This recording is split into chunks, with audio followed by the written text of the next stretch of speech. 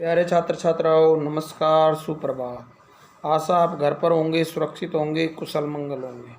हम ऑनलाइन शिक्षण कर रहे हैं और ऑनलाइन शिक्षण में आज हम आपको पढ़ा रहे हैं पाठ 8 राजनीति विज्ञान +2 कक्षा का।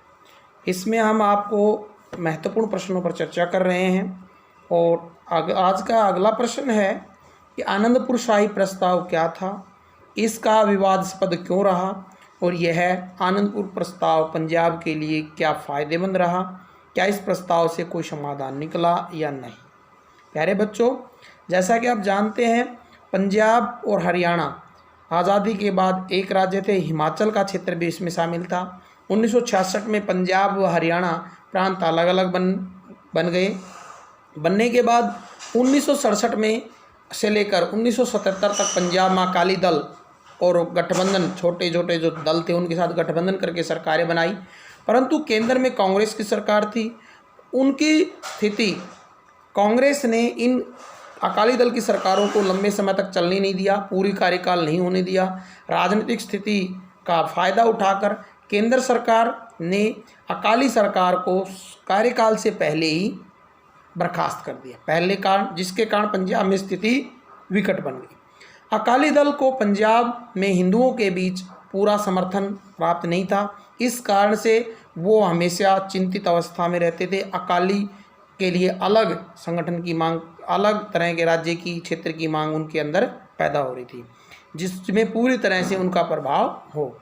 सिख समुदाय के अंदर भी अकालियों का वर्चस्व नहीं था और इन सब 3 कारणों के कारण अकालियों ने बार बार पंजाब क्षेत्र में अपना प्रभाव बढ़ाने के लिए अनेक आंदोलन, अनेक घटनाक्रम किए, जिसके कारण पंजाब में शांति से अशांति फैली।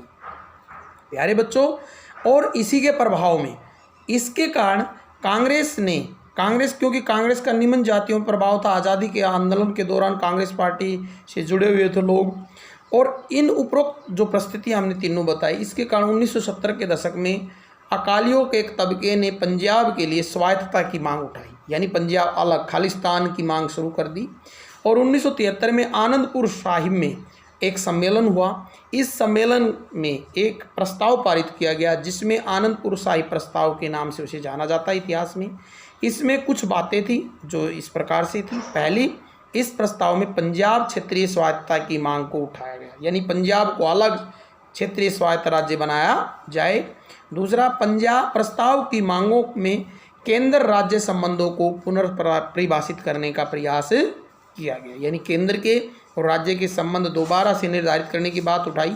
तीसरा, इस प्रस्ताव में सिख कौम, नेशन या समुदाय की आकांक्षाओं को जोर देते हुए सिखों के बोलबाले वाले प्रभुत्व वाले क्षेत्र की मांग का ऐलान किया गया। इस प्रस्ताव संघवाद को मजबूत करने की अपील करने पर बल दिया गया। इसमें कहा कि संघ में राज्यों को अधिक से अधिक शक्तियाँ मिलनी चाहिए, लेकिन इसे एक अलग सिख राष्ट्र की मांग के रूप में इसको राजनीतिकों ने देखा कि ये एक अलग सिख राष्ट्र की एक तरह से मांग थी।